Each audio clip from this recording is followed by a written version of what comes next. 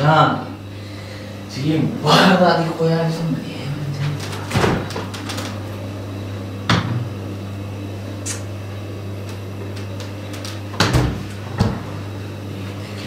Ağacan.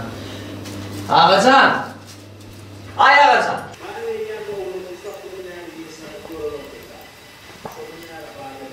Ağacan. Eşten okmayacağım. Ağacan. Cancığım işten ya bak gelene nakar koyayım da. Bir şey beray nakar olmasa. Ağacan. Peynirli dönür.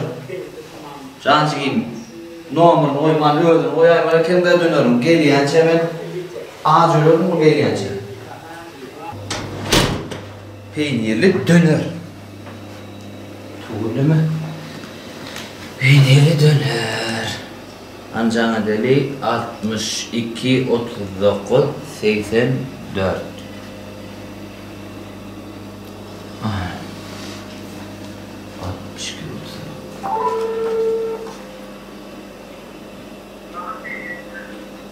39. Salam don.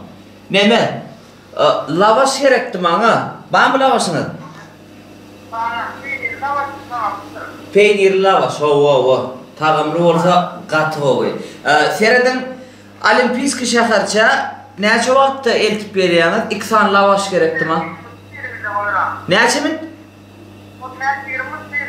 15-20 minutda elimde. Katı oluyor. Onunla 2 tane lavaş qarasıyan size. Sağ olun. Tamam anlayın. 15-20 minut elimde olur.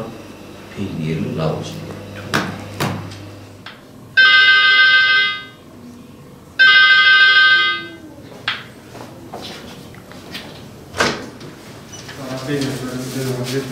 Sağ olun. Sana yapın. Bari. Öyle vaktına geldi.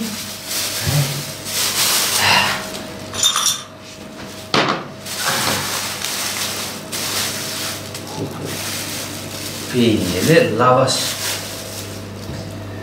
Ağacan. Bana nakar koymadın değil mi?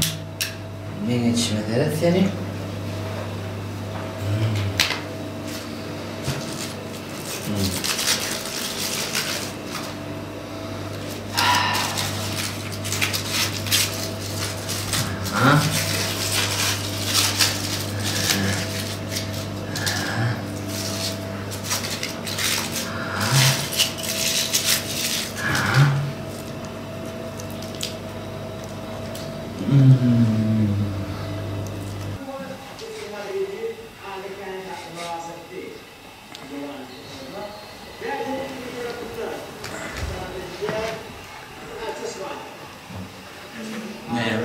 Che uguale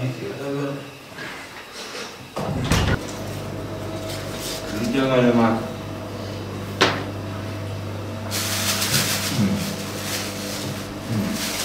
Dur böyle bak otur sana dardım. Otur. Otur ma.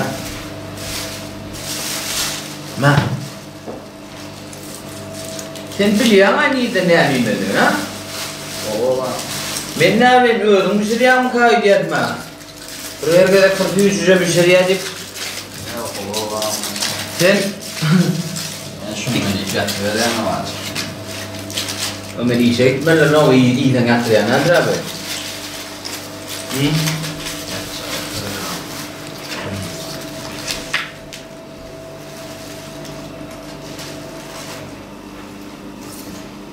Peynirli döner. Süyücü tağımdan dar koyar.